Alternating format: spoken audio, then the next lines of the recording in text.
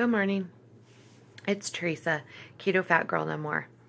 I wanted to come on here and do a video about non-scale victories and just things that have happened to me since I started keto that have just made me happier.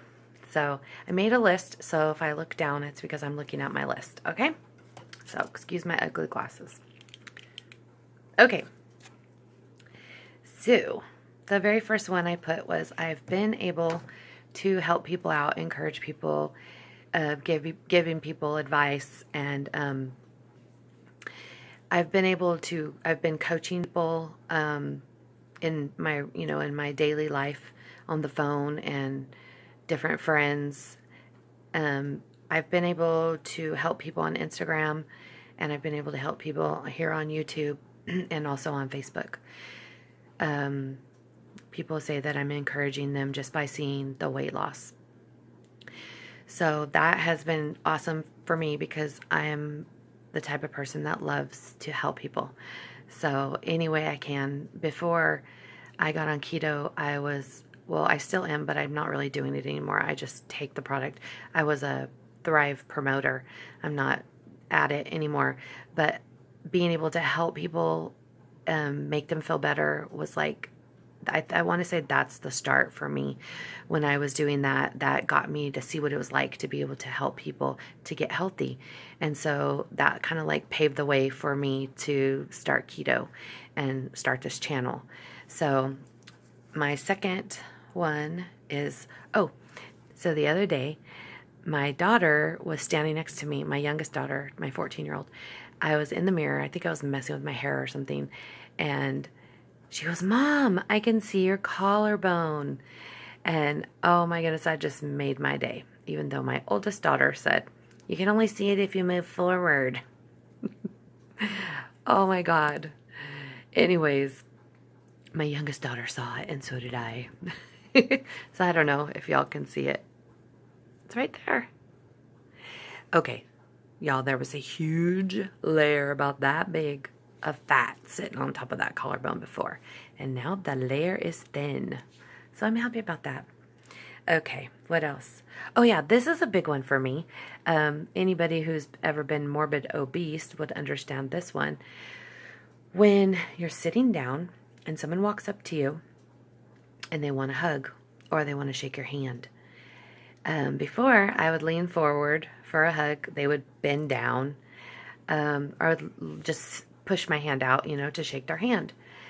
But now I've noticed in the last probably month or so, I jump up and hug their neck or shake their hand. And that's huge for me because before I didn't want to get up because I would have to rearrange my clothes.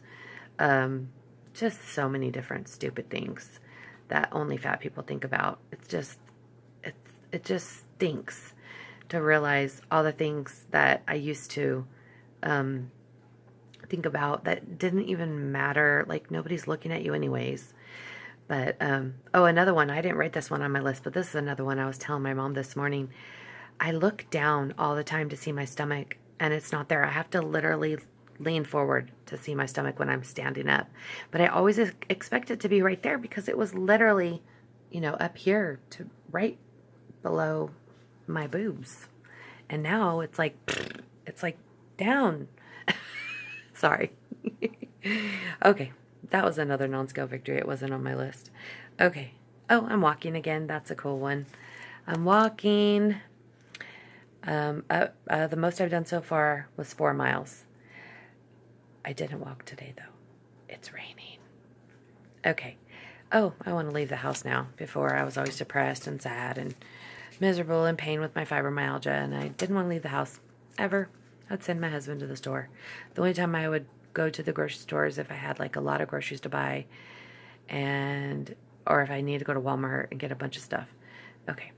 Number 6. I'll say number 7 because I added one. Number 7. I'm happier. I'm so much happier. Even though I'm going through a lot right now, I still can keep a smile on my face. And that is all that matters. Number 8. I'm losing inches in places I never thought possible. I have a question to those of you that have lost like over 100 pounds. over 100 pounds. Can you lose weight in your earlobes? I'm wondering about that. Weird things I think about. Okay. I've lost weight in my feet. I am down a half a size. So that's pretty cool because I have huge feet. I'm pretty short. I'm 5'2.5". In high school, I wore an 8.5. Let me see. Yeah.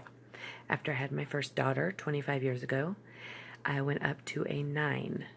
After I had my second daughter 14 years ago, I went up to a 9.5. Sometimes I can wear a 10. So, big feet, short girl. So I'm down to a 9. So I'm thinking possibly once I lose all of this weight, who knows, maybe I'll get back down to an 8.5 like I was in high school. Okay, here's a couple more things. Number 10, I have way more energy. 11, my skin is smoother. I get a lot of compliments on my skin now. I had really dry skin, and then I have really oily skin, but yet really dry skin. It's weird in different spots. It's oily in different spots. It's dry. But now it's more oily. I don't know. It's just not dry anymore. Okay, let me see. Oh, my voice is clear. I still have a raspy voice. As I've gotten older, my voice has gotten raspy. But when I sing, I've been singing for many years. Started singing in choirs when I was like 7. All through school, I sang in choirs. And then when I started going to church when I was 17, got in the choir. I've been singing in ensemble groups, on the praise team, solos. I just love to sing in the shower, in the car, always singing. But the past couple of months, I had to sit my butt over to the other side of the choir and become an alto. I've been a soprano all these years, but my voice would I would lose my voice after practicing, after singing.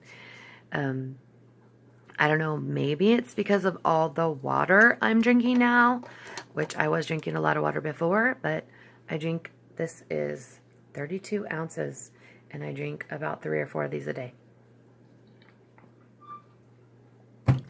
So,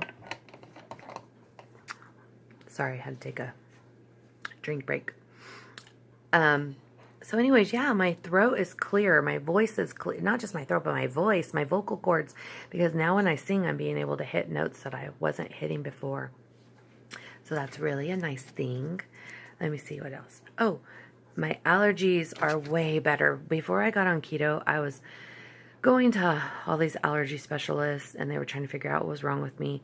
The area that I live in, I think I'm just allergic to this area because I didn't barely have any allergies at all when I lived in Sacramento. That's where I was born and raised. And all I had was allergies in the springtime. But here, I have allergies all year long. But since I got on keto, I'm not as miserable because before I had a sinus infection, like, no joke, every couple weeks. I think I just never got rid of it. Antibiotics just never did anything. So now I'm better. No more sinus infections. I have been kind of stuffy and headachy the last couple of days, but I think it's more like a cold. Okay, let me see what else. Oh, okay. So most of the things that were wrong with me before I got on keto no longer exist. Okay, number 1, I was pre-diabetic before I got on keto. I went to the doctor on my birthday on March 29th, and she said I was no longer pre-diabetic. I have a sliding hiatal hernia. It used to give me a lot of problems. I still feel it periodically. Like, I can actually touch it and feel it on the outside of my stomach. It doesn't give me any problems like before. Gastritis, acid reflux. Oh my word. I've already talked about that. You guys don't want to hear about that. Anyways, it's gone. Blood pressure. You guys know about that. I've had a couple issues the last couple of days, but I want to say it's stress and being in pain. Other than that, my blood pressure has been good. Fibromyalgia and osteoarthritis. I have talked about that. When I was 40 years old, I was diagnosed with osteoarthritis. The doctor told me I had the worst case he had ever seen in a person my age. I got put on Percocets. I was taking Percocets for a year before I finally decided I am not going to live like this any longer. So I got off of them. So I've pretty much been in pain since I was, well, before I was 40. I'm 47. Before I was 40, I just didn't get diagnosed with it. But I've had fibromyalgia for at least 10 years and didn't know it. And got diagnosed in 2013 with fibromyalgia. And I spent most of my days in bed. No joke, you can ask my family. I would only get out of bed if I had to, take a shower, use the restroom, cook food for the family, go to church if I had to go to the store. But for the most part, I spent my days and nights in the bed, and I was miserable. I was a miserable, grouchy, mean person, and no longer am that. Let me see what else. Oh, I think that's it. Okay, so those are my non-scale victories for 2018. Okay, well, y'all have a wonderful day. If you haven't already subscribed to my channel, please do so. Like, share, and I hope y'all have a good day, and I hope it's not raining where you are. It's freezing. To me, it's freezing. I live in California. It's like in the low 50s, I think, 52. And I'm freezing. I have a sweatshirt on. I have big old slippers on. I'm freezing. Anyways, y'all have a great day. I'm going to go watch all your videos now. God bless. Bye.